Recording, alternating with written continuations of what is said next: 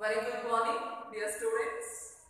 I heartily welcome you to the Narayan PUC College online classes, and I like to congratulate you people for choosing the best college for your academic excellence.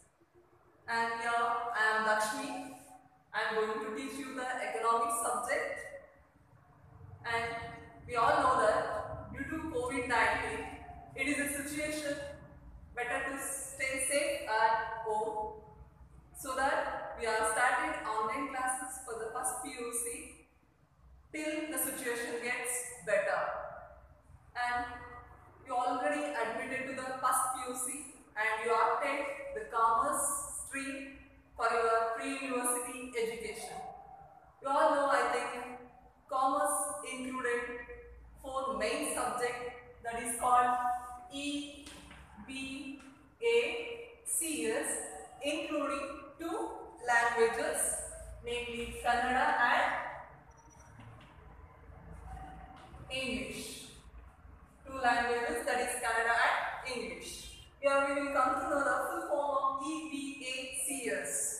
E stands for, E stands for economics. E stands for economics, and whereas B stands for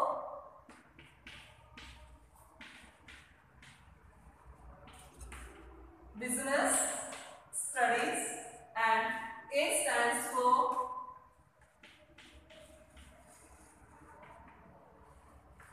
accountancy, and CS stands for computer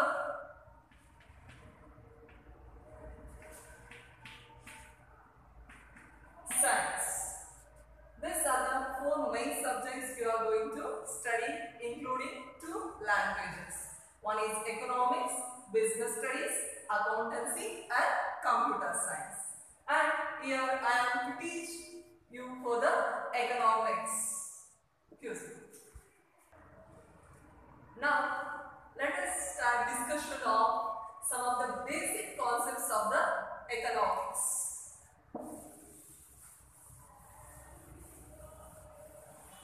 I think you all already studied about the economics in your previous classes.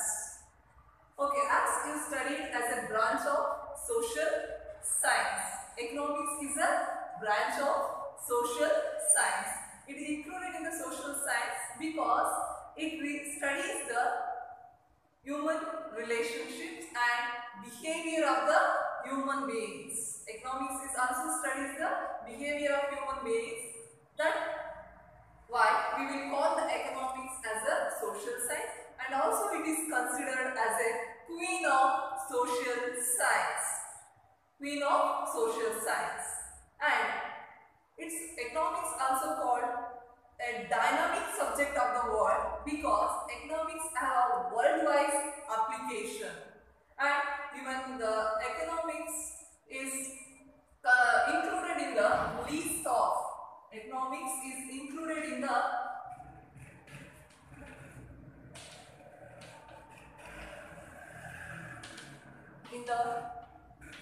list of Nobel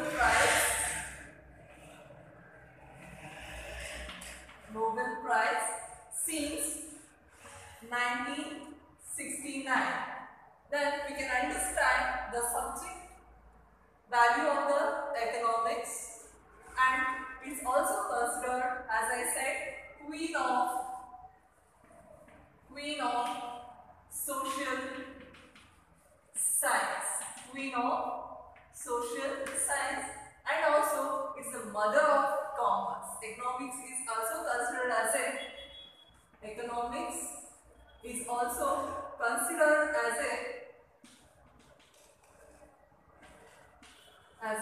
mother of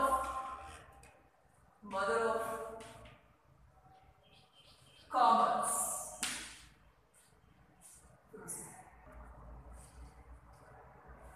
It's also considered as the mother of commerce.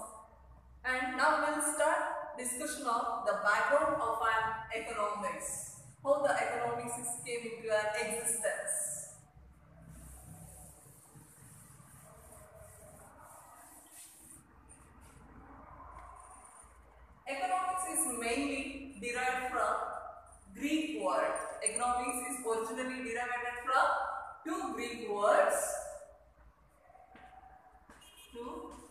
Greek words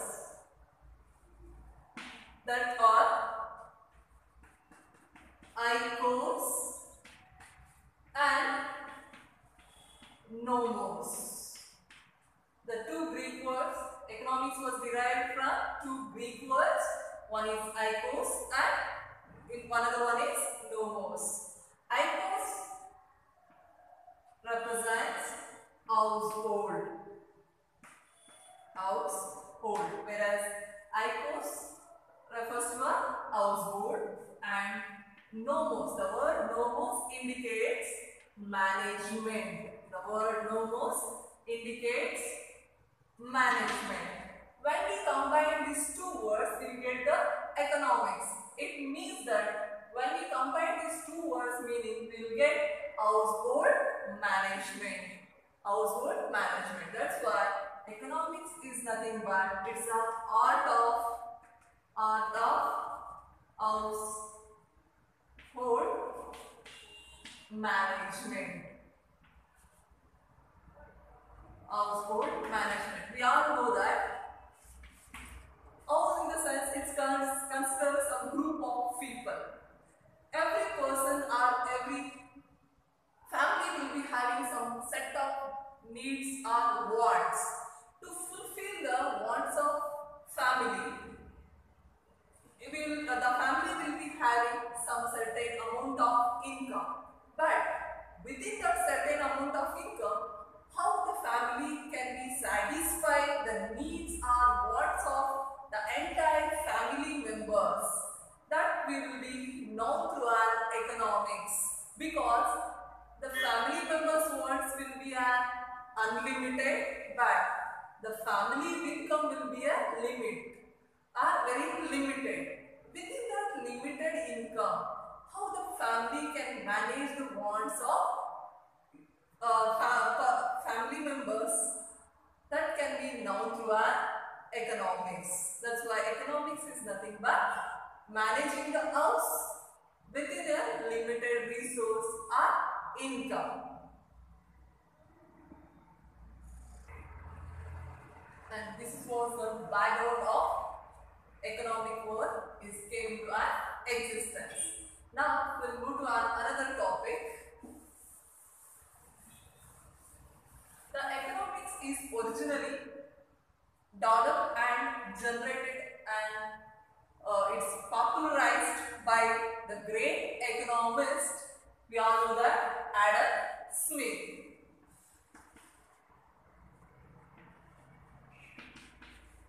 Adam Smith is a great economist. He's contributed more to our economics, and because of his efforts, now we are studying economics as a separate branch or separate subject. And he wrote his famous book, The Wealth of Nation.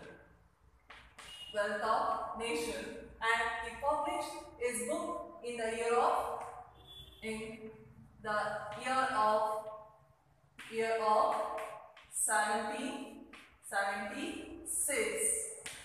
He expressed his all the thoughts relating to economics in his famous book Wealth of Nation, and that book was published in the year of 1776. He is the first person who contributed more to our economics. That's why we call him as a father of economics. We will call the Adam Smith as a father of economics. You may get the questions like, who is the father of economics? It's very simple. The father of economics is Adam Smith, because he is the first person who given more contribution to our economics, and who developed the economics is nothing but Adam Smith, and his book name Wealth of Nation, and it was published in the 1776. Yeah, now let us know what is economics according to Adam Smith. According to Adam Smith, economics is considered science of wealth. Economics is considered as a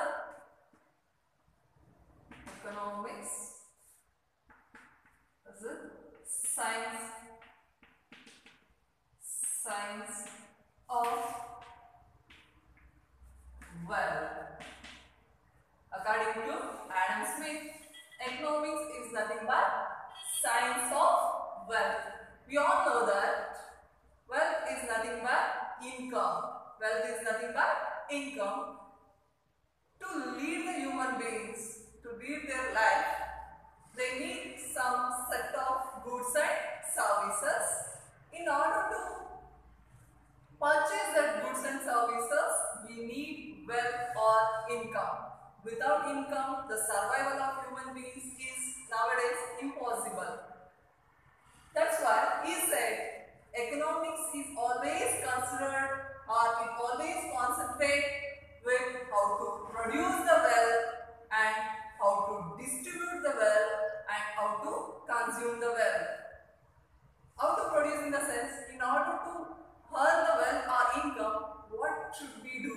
What are the activities we should be involved?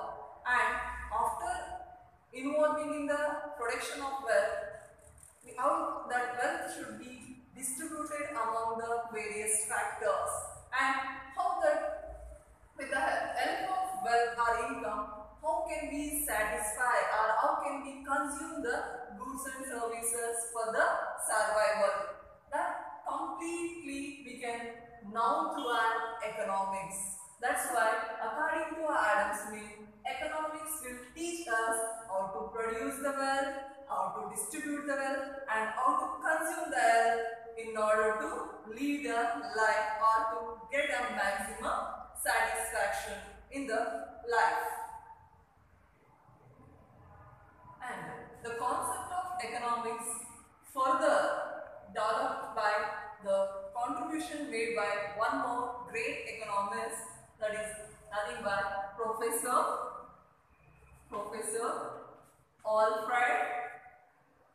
Alfred Marshall. He is also the great economist, and with the help of his contribution, the economics got a subject weightage through his famous book, The Principles of Economics. Through his famous book, Principles of Economics, and is published his book in the year of 1890. Published in 1890.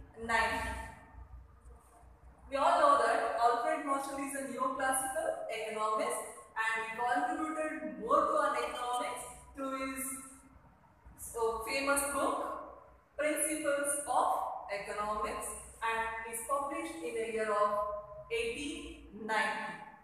According to him, the economics is more concentrated to the welfare of a man.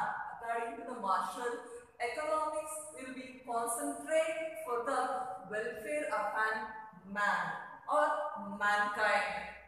And as for him, economics is a study of mankind in ordinary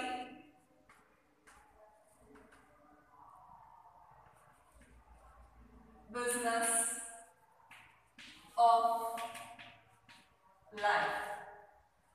According to Alfred Marshall, economics is a study of mankind in an ordinary business of life. We all know that business indicates that selling and buying of goods, production and consumption of goods and services. In that way, the human human beings can satisfy their wants and how can they attain to the satisfaction in their life by within their limited income. We all know that income is limited, wants of human beings are unlimited. Within the wants and limited income, how can the human beings can get the maximum satisfaction will be known through an economics. According to Alfred Marshall, economics will teach us how to attain mankind in an ordinary business life, in the sense how can we satisfy our day-to-day wants or needs with their limited resource or income will be known through an economics. Got it? Yeah, as we know, the contribution of this to economics is very large and greater. And because of this, the contribution made by Adam Smith and Alfred Marshall, the subject of economics is growing worldwide nowadays. And now we'll go to a discussion of the simple meaning of an economics. Now we'll start the discussion with the meaning of economics.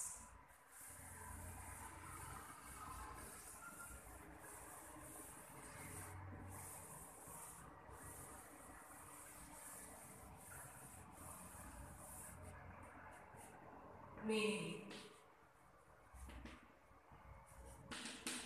Now we'll go to a meaning. We all know that each and every person in the society will be engaging in one or the other activity. It may be as a farmer, as a teacher, or in the form of doctor, or maybe the person works as an engineer or lawyer, as a driver, as a mechanic, or as a seller, or as a business person. Each and every person will be engaged in one or the other activities. Why the persons used to engage in the activities? To earn the income. The only purpose to engage in the activity is earning the income. We all know that earning the income, each and every person will be perform different kind of activities. It may be in the it may be as a farmer, or as an engineer, or maybe as a doctor, or maybe a lawyer, as a teacher, or maybe as a driver, or as a tailor. There are different activities the human beings used to perform. The purpose of all these activities is to earn the income. Purpose of all these activities to earn the income. Why we need income? Very simple. We need income or money to satisfy the wants of us as well as family. Each and every person used to perform the different activity for the purpose of earning income or the livelihood to satisfy the needs and wants. To satisfy the needs and wants. We all know that the wants of human beings are more. Maybe, okay, if we list the wants, it may be food and house, rent, electricity bill, water bill, school fees, or transportation cost,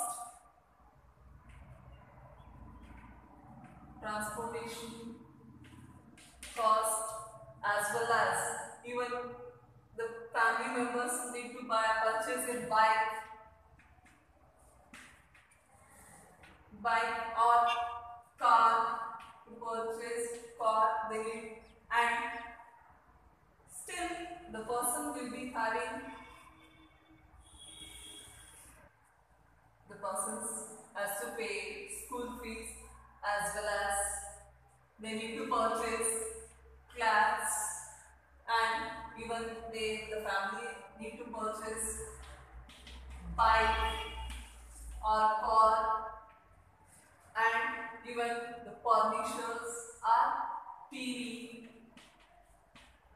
maybe refrigerators and some other wants the family may be having. If we list the wants, there is no end to our wants. But one thing we need to understand, the wants of human beings is always unlimited. We can't list it. Okay, bike, car, class. Likewise, if we make the list, it will be prolonged. But by these activities, the income, the person used to earn, the income will be always limited. The income will be always limited. Make a note. The income or resource of a person will be always limited, but the wants or necessities of a person will be always unlimited. Wants of a person will be unlimited. Then how to match up this limited income with the unlimited wants? We will now through economics. Economics. How to balance the unlimited wants of human beings within their limited income or resource can be learned through economics. So now economics used to teach us how to balance the limited income with the unlimited wants with the help of making a choice. Keep a note. We need to make a choice because income is limited, wants are unlimited. Then this list of wants we can't able to satisfy at a time, and we will bifurcate these wants as a necessary wants and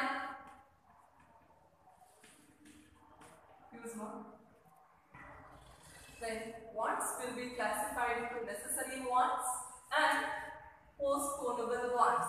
Here see, food is very necessary, house rent we need to pay, and electricity bill, water bill, school fees are very necessary, and even class. Then first we will concentrate to fulfill these basic wants to survive within the limited income, and further we will plan to purchase some other postponable wants like bike, car, TV, refrigerators and some other postponable wants. And in this way we have to make a choice among the list of wants. We need to make a choice among the list of wants. Now, in a simple way, we will understand properly what is economics. Economics is a science of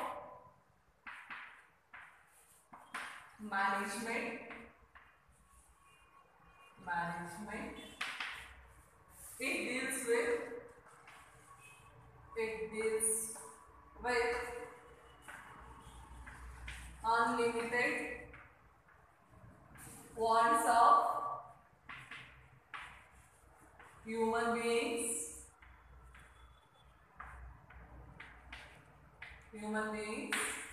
with limited resources or income or income which have alternative uses.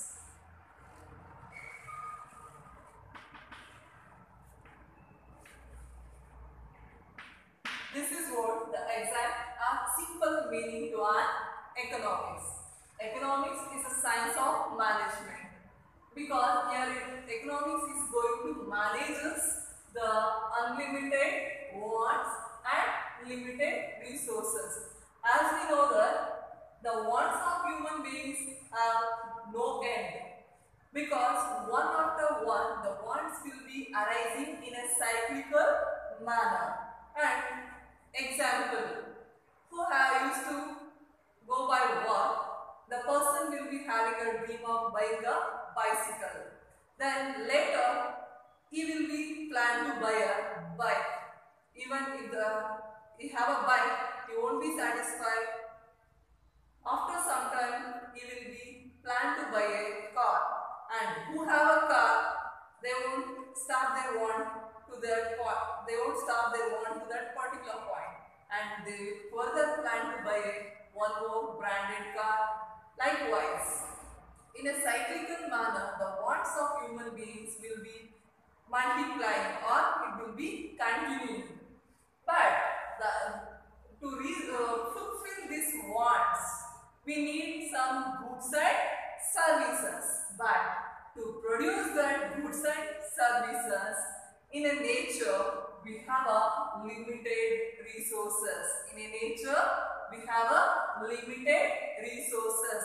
Maybe the resources are man-made or natural resources that are limited in nature. But human wants are unlimited. Then, how to balance this unlimited wants with this limited resources? We will come to know with the help of economics. And one thing we need to understand, these resources having a alternative uses. The resources having a alternative uses. Example, we have a 10,000, but the 10,000 we can use for the buying a car or bicycle, to pay the rent or to buy the plant or to pay the fees. Likewise, the resource can be satisfied for any purpose. It means it have alternative uses, but the wants are unlimited, resources are limited. I hope all of you understood the meaning. And let us move to the next concept, that is the resources of an economy mainly classified into 4 parts. The resources of the economy.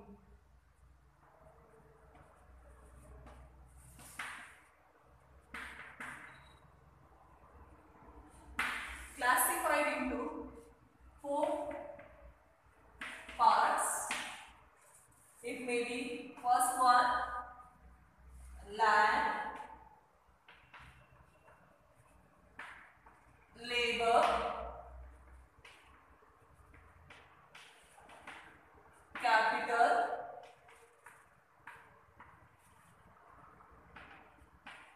organization. These are the main 4 resources of the economy, and these are classified into 4. One is land, labor, capital, and plus organization. Here, land refers to, here the resources are mainly 4 parts. Already we know that. First one, land. Then land refers to a free gift of nature. Land refers to a free gift of nature. Here, the free gift of nature includes soil, mountains, rocks, and some other things. With all the free gift of nature is considered as a land. Land refers to a free gift of nature, whereas labor is nothing but physical or mental efforts of a person in a production activity. Mental or physical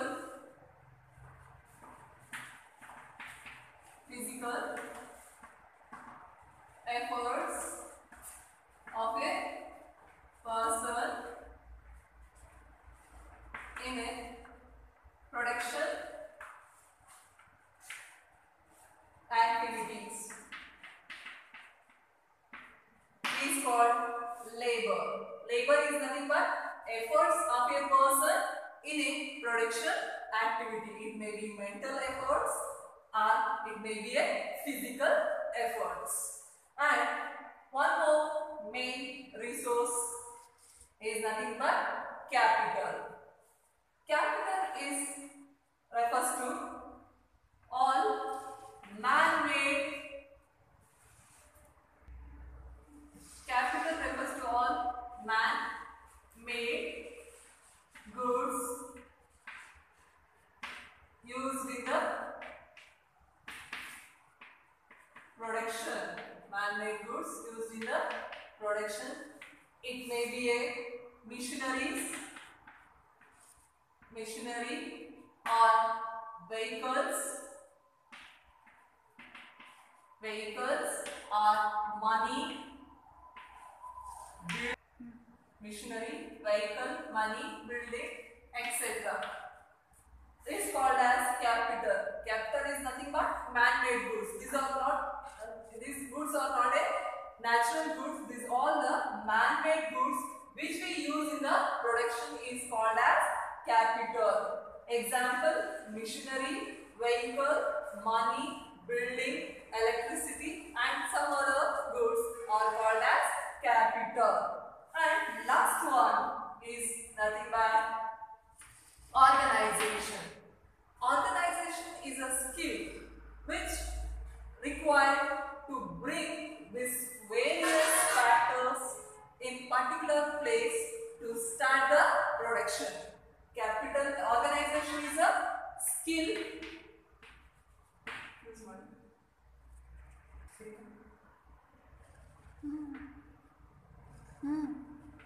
required to bring together various factors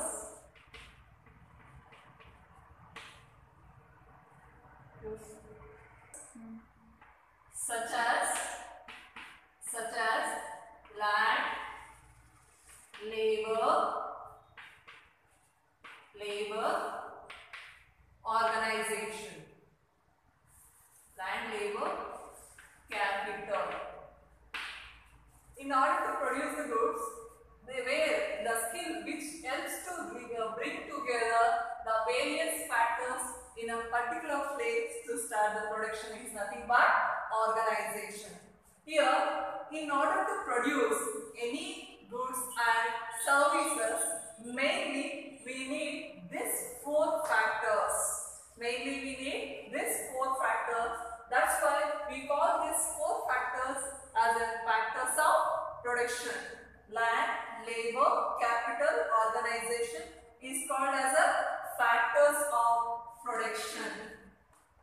Factors of production.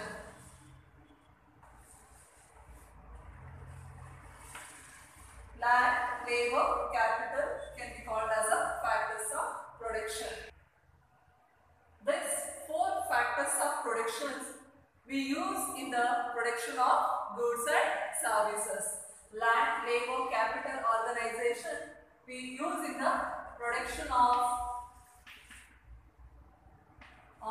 goods and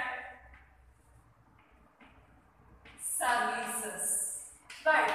After using these resources or factors in the production of goods and services, for each and every factor we need to reward. Maybe the reward of land and reward of labor and reward for a capital and even the reward for organization will be in a different terms. What are the terms of reward?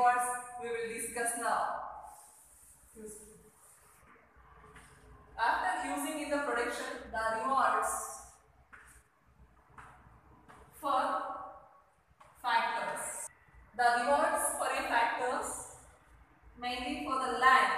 For using the land in a production activity, we used to reward in terms of rent. We used to reward in terms of rent.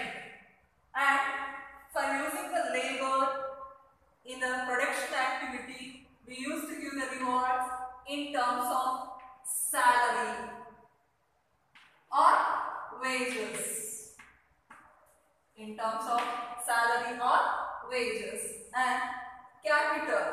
For the capital, we used to reward in terms of interest rate. Interest rate. And at last, for the organization, we used to reward in terms of profit. This is how after using in the production, all the factors used to get their rewards in terms of rent, and for the labor in terms of salary, and for the capital in terms of interest, and for the organization in terms of profit. Yeah, this is what the basic concepts we learned today, and remaining concepts we will continue in the next class. And thank you all for listening me, and I also thankful to the management and principal sir for this wonderful opportunity.